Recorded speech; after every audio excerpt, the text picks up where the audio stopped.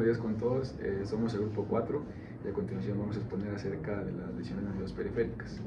El grupo está conformado por Araceli Balcázar, Ariana Chicaiza, mi persona Israel Ceballos, Daniel Román y Valeria Montserrat Morocho.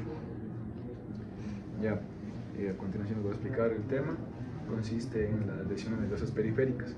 Las lesiones nerviosas periféricas son daños traumáticos que ocurren, daños traumáticos a los nervios que ocurren fuera del cerebro y la médula espinal. Estos son graves debido a las secuelas sensoriomotrices y neuromas que pueden dejar. En lo que es su anatomía, estos están formados por fibras motoras, sensitivas y vegetativas. Nos menciona que cada axón contiene vainas de mielina y células de Schwann que están rodeadas por el endoneuro, que agrupa fascículos por el epineuro, por el perineuro y a su vez todo está cubierto por el epineuro. Ya en lo que es la etiología, las causas incluyen enfermedades metabólicas, neoplasias, toxinas y traumatismos. En traumatismos directos están presentes, esto es debido a lo que son las heridas y las contusiones. También están las lesiones térmicas o químicas, que es debido a los efectos de la medicación o sustancias como el alcohol en las heridas. Y como último tenemos los traumatismos indirectos, que es debido a atracciones en fracturas o luxaciones que pueden darse en muñecas, cadera o el húmero, las cuales pueden afectar a nervios importantes como el radial y el ciático. Ya en lo que es su clasificación de la lesión nerviosa, nos menciona lo que es la neurapraxia, que es la presencia de un daño leve pero sin la degeneración del axón. Aquí la recuperación completa requiere días, incluso semanas. Ya tenemos la neuromesis, que es aquí hay un corte completo del nervio sin la posibilidad de recuperación. Y tenemos la axonomesis, que es una ruptura del axón, pero hay una preservación de la vaina. La recuperación es posible mediante rehabilitación. Ya tenemos lo que es la clínica. La clínica tenemos presente va a haber alteraciones motoras como pérdida de la función distal a la lesión, va a haber alteraciones sensitivas, que sería la pérdida de sensibilidad en áreas específicas, y en lo que es los reflejos va a haber una pérdida de los reflejos debido a la lesión completa o total del nervio. Y también tenemos lo que es la causalgia, que es un daño urente intenso debido a daños en los nervios periféricos. Ya lo que es el diagnóstico, aquí la evaluación incluye exploración sensitiva y motora, pruebas como el signo de Tinel, que es un golpeteo en el trayecto del nervio, y la prueba de Follen, que se hace una flexión de muñeca para ver la presencia de parestesias, y se aplican otras pruebas específicas. En lo que es el tratamiento, tenemos un tratamiento conservador y quirúrgico. El tratamiento conservador incluye medicamentos antiinflamatorios, la fisioterapia con el uso de las férulas y la masoterapia. Y en lo que es el quirúrgico, utiliza suturas primarias o diferidas y en casos graves injertos nerviosos. Ya menciona también factores que afectan la regeneración. Está presente lo que es la edad, el tiempo transcurrido desde la lesión, que quiere decir mientras más tiempo el paciente esté con esta patología va a reducir la efectividad en el tiempo de recuperación. También está la localización de la lesión, que nos dice que las lesiones proximales tienen peor pronóstico y son más complicadas de tratar. Y como último está el tipo de intervención quirúrgica, que nos dice que las suturas primarias tienen mejores resultados que las suturas secundarias. Ya como otro tema tenemos la parálisis cerebral. Nos dice que es un trastorno motor de desarrollo que es causado debido a una lesión cerebral no progresiva en el cerebro inmaduro. Esto ocurre antes de los 5 años. Y además nos dice que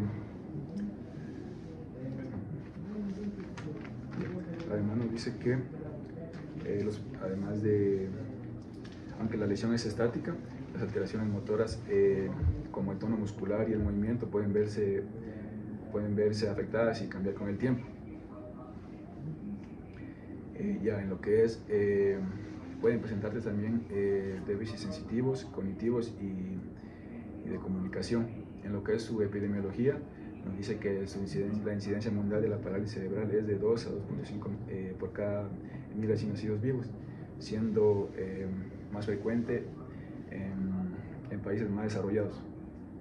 Ya en lo que es las causas, entre las causas más comunes encontramos la asfixia perinatal perinatal y el bajo peso al nacer.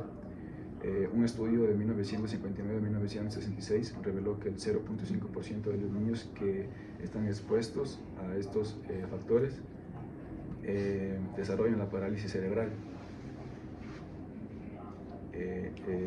especialmente aquellos con puntuaciones bajas en la prueba de Apgar. Ya en lo que es la clasificación, nos menciona que la parálisis cerebral se clasifica según los síntomas motores predominantes y la localización de la alteración. Tenemos presente lo que es la parálisis cerebral espástica, que aquí hay presencia de rigidez muscular y acompañada de hemiplejías o cuadriplejías. Hemiplejías quiere decir ausencia de movimiento en un lado del cuerpo, y cuadriplejías, ausencia de movimiento en las 4 extremidades. También está la parálisis cerebral extrapiramidal, que se caracteriza por movimientos involuntarios y como temblores o distonía. También tenemos la parálisis cerebral atáxica, que se caracteriza principalmente por una pérdida de la coordinación. Y como último está la mixta, que contiene todas las cualidades anteriores, es decir, va a haber presencia de rigidez muscular, pérdida de coordinación y movimientos involuntarios. Ya en lo que es el diagnóstico, nos menciona que el diagnóstico es clínico y se apoya en estudios como neuroimágenes para evaluar el daño cerebral. Además, nos brinda un análisis más detallado de la historia clínica. Ya trastornos asociados, nos menciona que es común que los pacientes con parálisis cerebral también presenten epilepsia, déficits sensoriales y discapacidades cognitivas. Además, pueden sufrir problemas con el lenguaje y el habla debido a la alteración en el control motor. En complicaciones tenemos que las complicaciones ortopédicas como las luxaciones de cadera o escoliosis son frecuentes. También se pueden presentar problemas respiratorios, digestivos y dolor crónico debido a la rigidez muscular y dificultades para la alimentación. Como último tenemos el tratamiento. Nos menciona que el tratamiento no tiene cura, pero está basado en mejorar la capacidad funcional en el paciente y prevenir complicaciones. Ya. Nos menciona también que se incluyen también el uso de medicamentos para la espasticidad, como el diazepam y la lorazepam y el baclofeno. En lo que es la terapia física, esta busca mejorar las capacidades funcionales en el paciente, prevenir deformidades y promover la integración social mediante los métodos de Bobat y Vogt. Gracias.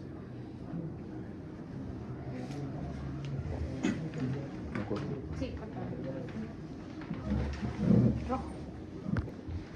Lesiones nerviosas periféricas. Se entiende por lesiones nerviosas periféricas a las lesiones traumáticas de los nervios periféricos. Esta lesión sigue siendo grave debido a la repercusión funcional y a las secuelas sensoriomotrices que deja y neuromas. El pronóstico depende de la calidad de reparación quirúrgica y también depende de la calidad de rehabilitación. En el plano quirúrgico se tiene que tener una formación de microcirugía si se pretende emprender la reparación de los nervios. Y en la rehabilitación, en la formación inicial y continua, se debe tener en cuenta elementos específicos basados en la valoración y la rehabilitación. Los nervios periféricos están compuestos por fibras nerviosas motoras, sensitivas y vegetativas. El axón está compuesto por su vaina de mielina y célula de Schwann. Estos están envueltos por un velo de tejido fibroso llamado endoneuro. El endoneuro es un tubo que rodea a la vaina de mielina y a la célula de Schwann para formar fascículos, y esto es envuelto a su vez por el perineuro. Cada fascículo con su perineuro forma un nervio periférico, y esto es rodeado por el epineuro. Los nervios periféricos pueden dañarse debido a enfermedades metabólicas, neoplasias malignas, toxinas endógenas y exógenas. Además, traumatismos directos como contusiones y heridas, lesiones químicas, lesiones térmicas y traumatismos indirectos, que se divide por tracción y por compresión. Por tracción, el 21% de las luxaciones y fracturas tienden a tener alteración neurológica, y por compresión, al efecto traumático se le añade un efecto isquémico. La clasificación, según el autor Seddon, tiene una aceptación general, pero a falta de aplicación clínica. La divide en 3: neuropraxia, que es una compresión mínima, edema mínimo y una rotura parcial de un segmento de la vaina de mielina. La recuperación es completa en pocos días o semanas. La axonotmesis es una lesión, es la lesión más importante. Hay una rotura del axón con degeneración waleriana y la regeneración es espontánea. Y la neurotmesis es la lesión más grave. Hay una sección completa del nervio y no se puede decir si la recuperación es variable.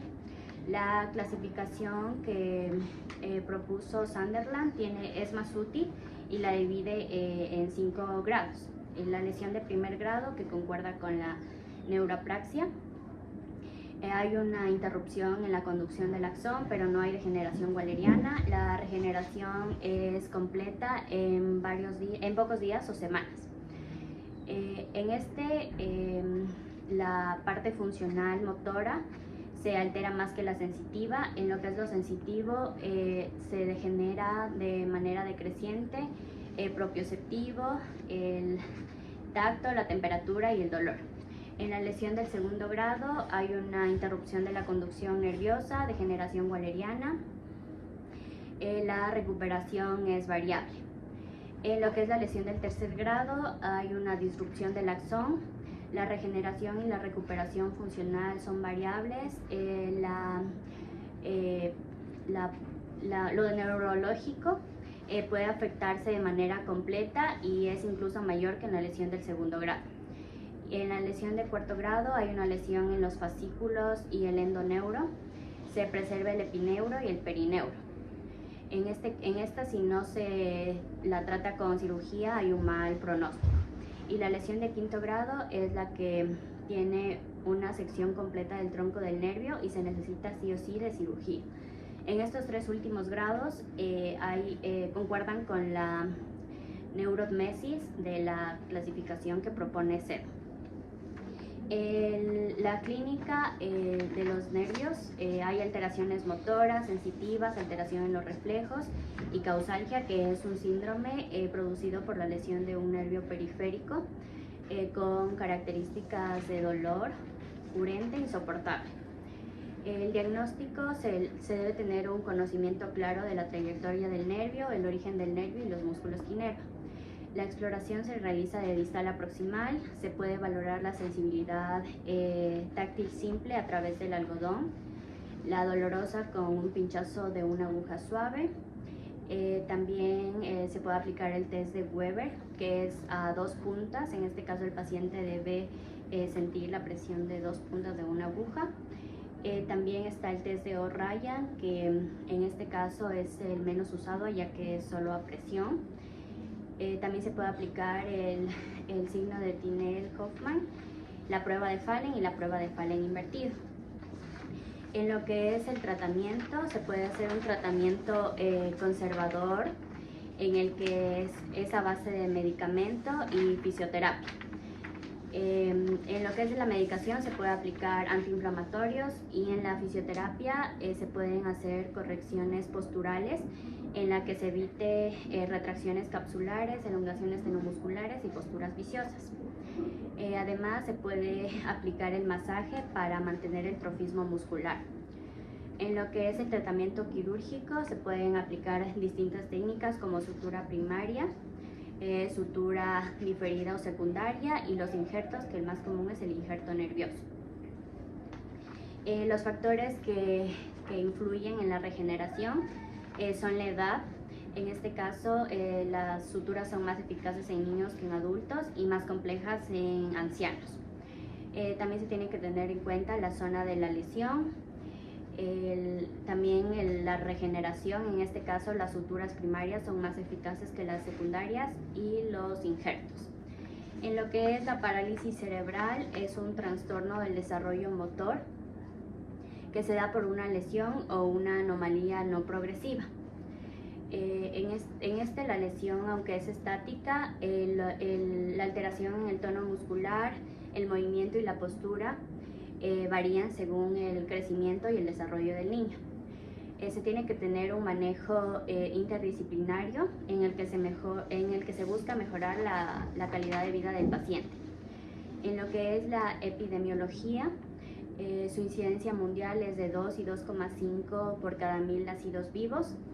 En la epidemiología se hizo un estudio a 56.000 mujeres embarazadas y a sus hijos por 7 años para ver la relación entre la parálisis cerebral y la asfixia perinatal.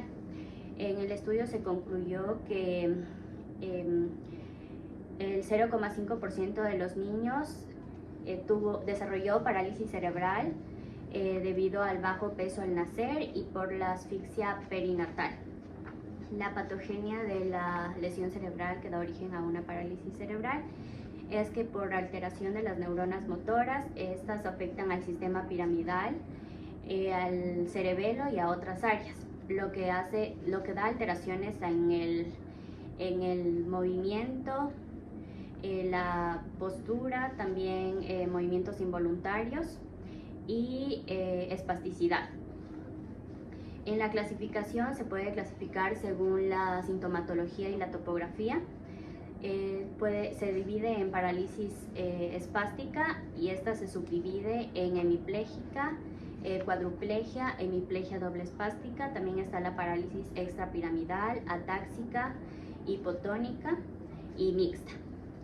También la clasificación funcional es leve, moderada y severa, lo que depende de la limitación en las actividades de la vida diaria. El diagnóstico es clínico, los estudios complementarios son fundamentales para determinar la causa del daño si esta no está presente en la historia clínica. También se puede detectar trastornos asociados y complicaciones. El diagnóstico diferencial se debe realizar a través de anamnesis, búsqueda de antecedentes familiares y un examen físico y neurológico. Los trastornos asociados pueden haber trastornos intelectuales, cognitivos, trastornos del habla y del lenguaje y trastornos del aprendizaje. También alteraciones auditivas y visuales. Las complicaciones pueden afectar a diversos sistemas del cuerpo humano. En lo que es ortopédico pueden haber osteopenia, escoliosis, luxaciones. En lo digestivo, mala alimentación, desnutrición, constipaciones crónicas. Y en lo respiratorio, neumonía, tos crónica y aspiraciones. En las alternativas terapéuticas siempre se busca maximizar la independencia del paciente, en el que se pueda tener mejor calidad de vida. Se tiene que llevar un manejo interdisciplinario. En el tratamiento de las alteraciones, para el tratamiento de la espasticidad y los movimientos involuntarios, se debe tener en cuenta el uso de fármacos. En lo que es las órtesis, estas buscan mejorar las alineaciones funcionales y prevenir deformidades. En la cirugía ortopédica se tiene que tener tener cuidado por lo que son definitivas y estas buscan prevenir las deformidades. El posicionamiento, mantener posiciones adecuadas, hace que el paciente tenga mejor rango articular, le previene luxaciones y mejora la calidad de vida. Y en la terapia física, aquí se puede manejar el método de Bokta y Bobat, que son los más comunes y buscan mejorar la calidad de vida del paciente. Gracias. No tiene un tiempo. Ya, a ver, las lesiones nerviosas periféricas, como su nombre lo indica, son lesiones que van a afectar los nervios periféricos. Esto de aquí nos dice que afecta la funcionalidad de la persona porque van a dejar secuelas sensoriomotrices y en las neuromas. Ya, también nos dice que el diagnóstico de vida para el paciente va a depender tanto de la reparación quirúrgica como de la rehabilitación física. Ya, en cuanto para nosotros entender un poco más de las lesiones nerviosas periféricas, debemos recordar que estos nervios van a estar compuestos por fibras musculares, son tanto sensitivas, motoras y vegetativas. Debemos recordar que cada axón está rodeado por células de Schwann y una vaina de mielina. Estos axones van a formar conjuntos, los cuales están rodeados por un endoneuro, que van a formar fascículos, los cuales están rodeados por un perineuro. Nos dice que los fascículos son los que después van a formar los nervios periféricos. En cuanto a la etiología o las causas, las lesiones para estos nervios van a ser causadas por traumatismos directos, que se refieren a heridas o contusiones, a traumatismos indirectos, que son, por ejemplo, fracturas, luxaciones que estén asociadas al sistema neurológico, lesiones térmicas y químicas y de compresión. Vamos a tener clasificación para estas lesiones. Una clasificación de esas es la clasificación de CEDO. Aquí nos nombra la neurapraxia, que es la compresión mínima del nervio periférico. Esto se refiere a que va a estar un poco interrumpido de forma pasajera el paso del impulso nervioso. En esta de aquí va a ser una recuperación que puede ser de pocos días e incluso de pocas semanas. Después vamos a tener la axonomesis, que nos dice que es una ruptura con degeneración valeriana distal. Aquí el endoneuro está intacto.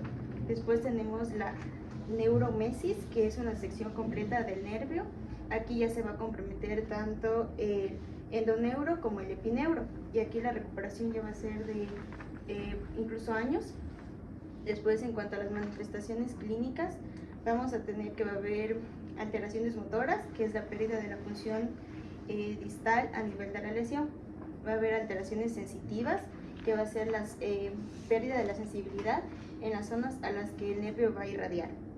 Alteraciones reflejas, que puede ser que haya pérdida de los reflejos, que por mencionar algunos puede ser el reflejo bicipital, tricipital, rotuliano, entre otros, y también puede haber causalgia.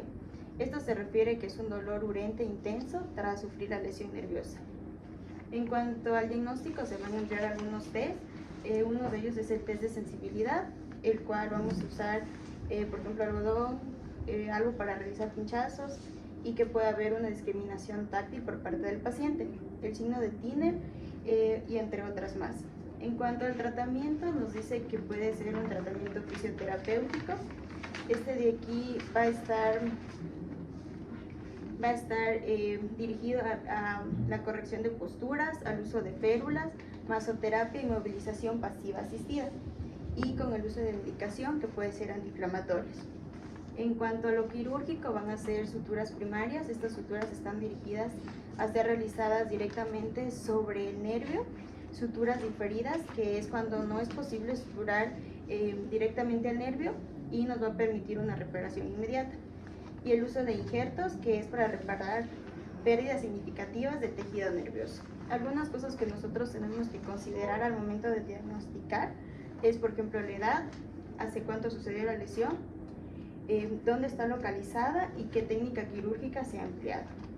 Después hablamos acerca de la parálisis cerebral. Nos dice que esta de aquí son lesiones que van a afectar al cerebro inmaduro, que es antes de los 5 años. Estas de aquí nos dice que como son lesiones estáticas, también van a afectar a la funcionalidad del paciente. Entre ellas puede ser que afecte al tono muscular, la postura y el movimiento, y pueden variar con el crecimiento y el desarrollo que va teniendo el niño. En cuanto a la epidemiología, nos dice que afecta entre 2 a 2,5 niños de cada 1000 niños nacidos vivos. Nos dice que su prevalencia es mayor en países que están en desarrollo, porque estos niños tienen bajo peso al nacer y porque tienen problemas neonatales. También acerca de la etiología, nos dice que son factores principales, es el bajo peso al nacer, que hay niños que tienen menos de 1500 gramos al momento de nacer, y por la asfixia perinatal. Otros factores que pueden incluir es, por ejemplo, las infecciones maternales y las anomalías genéticas. En cuanto a la patogenia, nos dice que son lesiones en las neuronas motoras del sistema piramidal, cerebral o de otras áreas motoras, lo que le va a generar al niño espasticidad, movimientos involuntarios y déficit motor. En cuanto a la clasificación de la parálisis cerebral, esta de aquí se va a clasificar por síntomas, que puede ser parálisis cerebral espástica. Esta de aquí puede ser de tipo hemipléjica, cuadripléjica, disparesias espásticas. Parálisis cerebral extrapiramidal, que son cuando hay movimientos involuntarios, que son, por ejemplo, coria o distonía. y por parálisis cerebral atáxica, que son alteraciones en la coordinación. Por funcionalidad, aquí se va a clasificar en leve, moderada o grave o severa, según limitaciones en las actividades diarias que tenga el paciente. El diagnóstico clínico, nosotros nos vamos a apoyar en cuanto a las neuroimágenes, a realizar una anamnesis correctamente, y en cuanto a otros trastornos asociados que el niño puede sufrir, es un déficit intelectual que puede afectar un 50%, epilepsias que afectan entre un 25 y un 30%, alteraciones visuales un 50% y auditivas de un 10 a un 15%, y también puede haber trastornos en el lenguaje y en el aprendizaje.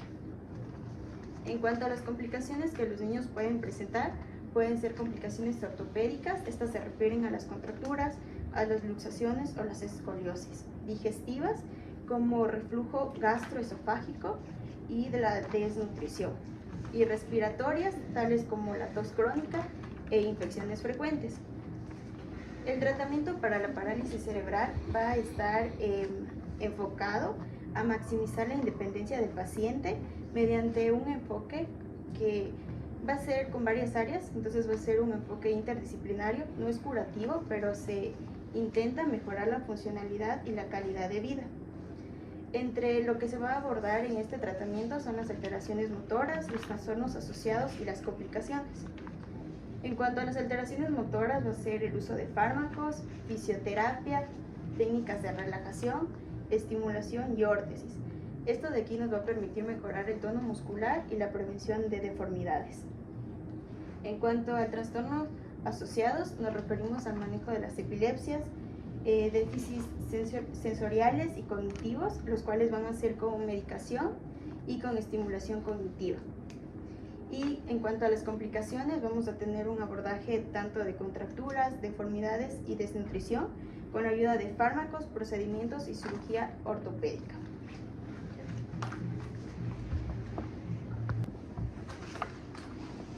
Las lesiones nerviosas periféricas son daños traumáticos en los nervios fuera del cerebro y la médula espinal. Son graves debido a las secuelas sensoriomotrices y neuronas que pueden dejar. Sus recuerdos anatómicos son que los nervios periféricos están formados por fibras motoras, sensitivas y vegetativas. Cada axón tiene una vaina de mielina y células de Schwann, rodeadas por el endoneuro, y que agrupa los fascículos rodeados por el perineuro. Todo esto está cubierto por el epineuro. La etiología, las causas que influyen en esta enfermedad son metabólicas, neoplasias, toxinas y traumatismos. Tenemos los traumatismos directos, lesiones térmicas y químicas, y traumatismos indirectos. Los traumatismos directos son contusiones o heridas. Las lesiones térmicas y químicas son efectos de las medicaciones, y los traumatismos indirectos es tracción en las fracturas o luxaciones como las del húmero, muñeca o cadera, y estas pueden afectar a los nervios importantes como el radial o el ciático. Las clasificaciones de los nervios de las clasificaciones nerviosas, de las lesiones nerviosas, tenemos la neuropraxia, la axonomesis y la neuromesis. La neuropraxia es un daño leve, sin reparación, pero esta se puede recuperar a los pocos días o a las semanas. La axonomesis es una ruptura del axón, pero aquí todavía hay perseveración de la vaina. La neuromesis es un corte completo y no va a haber una recuperación espontánea. También existe otra clasificación por Sunderland, que incluye 5 grados, que va desde el grado 1, que es desde interrupciones menores, y hasta las secciones completas del nervio, que ese sería el grado 5. El grado 4 y 5 necesitamos operación sí o sí. En la clínica tenemos alteraciones motoras, sensitivas, reflejas o causales. Los motores es la pérdida de la función distal de la lesión. Las alteraciones sensitivas es la pérdida de la sensibilidad, y los reflejos es la lesión que elimina el nervio y elimina los reflejos. La causalgia, el dolor, es un dolor intenso, En el diagnóstico tenemos que incluye la exploración sensitiva y motora. Tenemos pruebas como la del signo de Tinel, que es el golpeteo en el nervio, y la de Fallen, que es la flexión muñeca para ver su persistencia. Y también tenemos otras pruebas específicas. En el tratamiento tenemos uno que es conservador y quirúrgico. En el conservador hay los medicamentos antiinflamatorios, la fisioterapia, las férulas y la masoterapia. En el quirúrgico hay suturas primarias o diferidas. Y en casos más graves vemos injertos nerviosos. Los factores que afectan a la regeneración es la edad, el tiempo transcurrido de la lesión, la localización y el tiempo de recuperación quirúrgica. Por otro tema tenemos la parálisis cerebral, que como su nombre lo dice es un trastorno motor en el desarrollo causado por una lesión cerebral no progresiva en el cerebro inmaduro, antes de los 5 años. Aunque la lesión es estática, también tenemos complicaciones o alteraciones motoras como el tono muscular y el movimiento. Esto puede variar, depende del tiempo. En su epidemiología tenemos que los pacientes con parálisis cerebral es de 2 a 2,5 por cada 1000 nacidos vivos, siendo más común en países de desarrollo. Sus causas, entre las causas más comunes se encuentra la asfixia perinatal y el bajo peso. Un estudio nos reveló que el 0,5% de los niños expuestos a estos factores presentan parálisis cerebral. Y también los niños que tienen puntuaciones bajas en la prueba de Apgar. En su clasificación tenemos, según sus síntomas motores y su localización, tenemos 4: la espástica, la extrapiramidal, la atáxica y la mixta. La espástica es rigidez muscular, y aquí vamos a tener hemiplegia y cuadriplegia. La hemiplegia es la pérdida de un lado del cuerpo, y la cuadriplegia es la de 4 extremidades. La extrapiramidal son movimientos involuntarios como temblores. La atáxica es la pérdida del equilibrio, y la mixta es la combinación de todas las anteriores. En el diagnóstico sí o sí va a ser clínico. Se apoya en estudios como la neuroimágenes para evaluar su daño cerebral. Es también muy importante diferenciar la parálisis cerebral con enfermedades progresivas del sistema nervioso. En los trastornos asociados tenemos que es común ver a los pacientes con epilepsia, déficits sensoriales y discapacidad cognitivas. Y además pueden sufrir problemas con el lenguaje y el habla, debido a la alteración del control motor.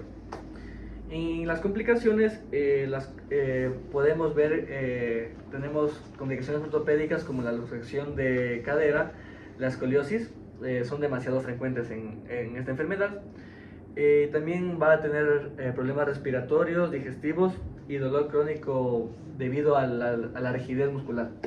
Y su tratamiento en sí no va a tener una cura específica, pero nosotros lo que vamos es enfocar a mejorar la funcionalidad del paciente, y también mejorar la funcionalidad del paciente.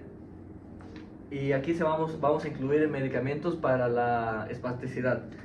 La terapia física va a buscar mejorar las capacidades funcionales del paciente y prevenir deformidades.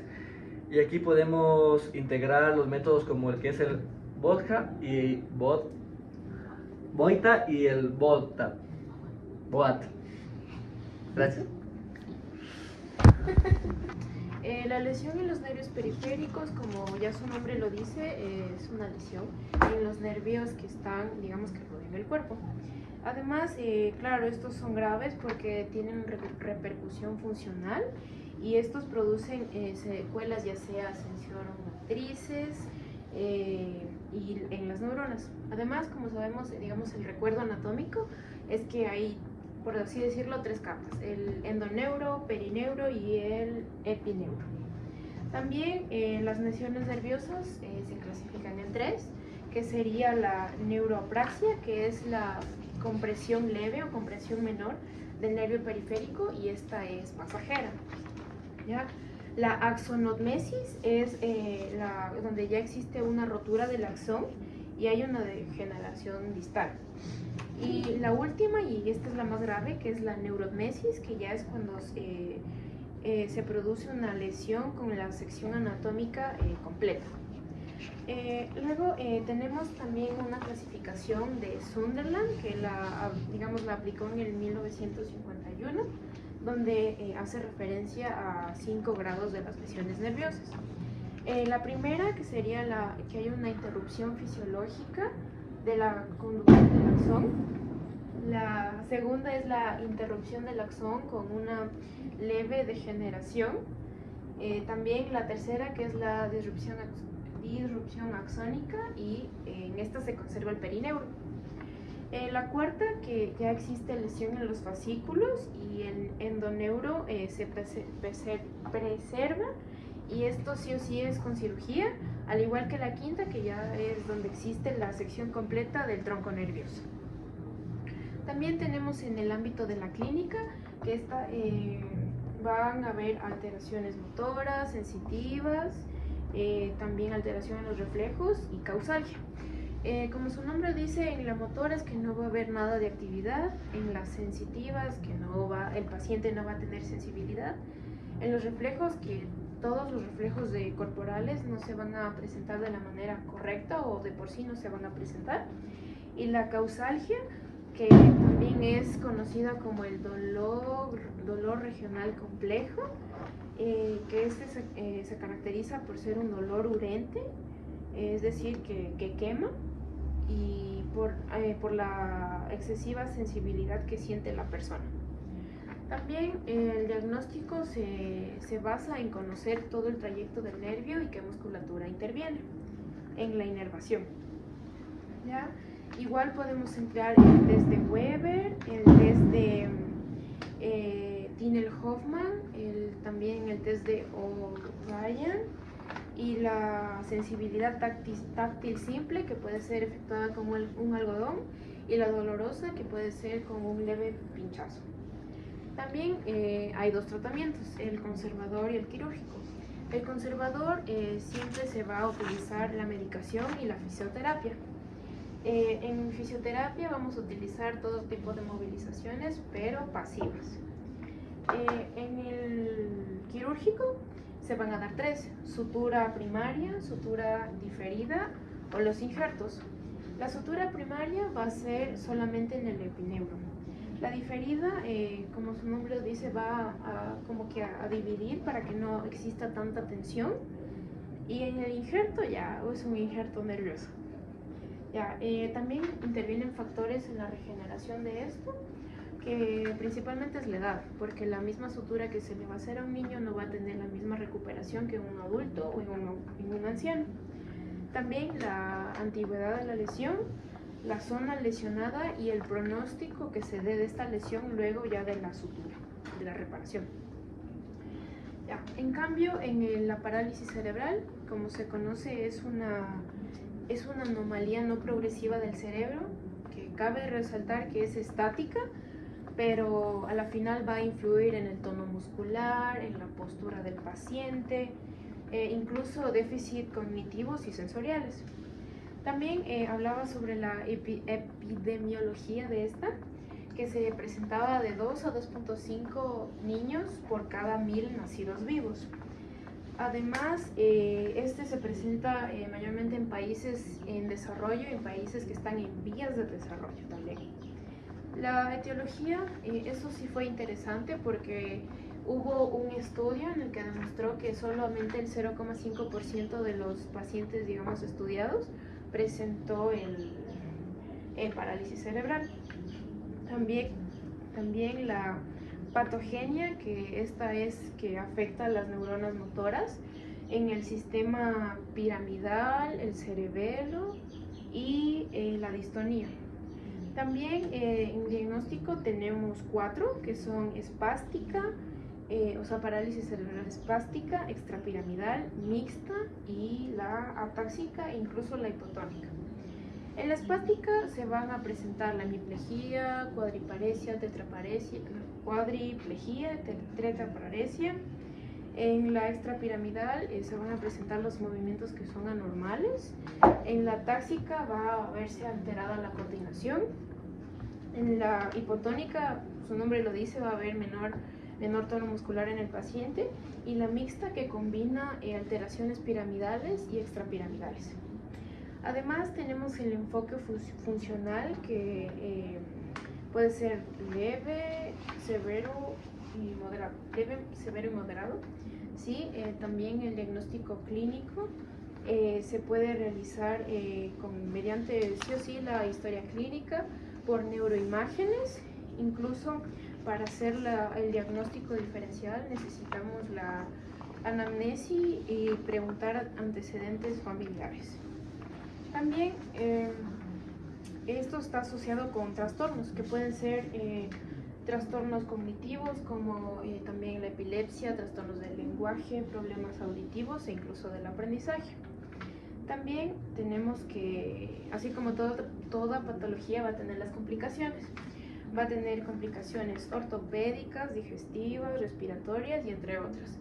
En las ortopédicas van a haber luxaciones, incluso la escoliosis por la mala postura. Las digestivas puede existir el reflujo o incluso la disfagia, que es la dificultad para tragar. La respiración siempre va a haber, bueno, depende del paciente, ¿no? La tos crónica e incluso la neumonía. En otros cabe el área de odontología, vasculares e incluso las cutáneas. También las alternativas terapéuticas en parálisis cerebral. Hay alternativa motora y asociada. En la motora vamos a utilizar fármacos y ejercicio, de acuerdo a cómo lo pueda realizar el paciente. En los asociados vamos a tratar como la epilepsia, el déficit sensorial o cognitivo. Además vamos a tener, como todo se sabe, que todas las patologías se tienen que trabajar en conjunto. Vamos a tener un enfoque interdisciplinario, pero cabe recalcar que esta patología no tiene una cura. También vamos a indagar sobre el tratamiento espástico, que es utilizando benzodiazepinas como la diazepam, también y otros fármacos locales como la toxina botulínica, que ayuda a minorizar el tono. También el tratamiento de las movilizaciones involuntarias, que también es con fármacos, el uso de órtesis, que puede llevarse a nivel del tobillo o del pie, en las rodillas, para evitar que se marque más el patrón, digamos, patológico del paciente. También vamos a trabajar las posturas ciertas horas por los días. También puede intervenir la cirugía para, digamos, corregir la deformidad. Incluso la terapia física, que vamos a utilizar a mejorar las posiciones que tenga el paciente, e incluso vamos a emplear el método Bobat y Boita. Ya acabé. Salvaje. Nadie sabía, se supone.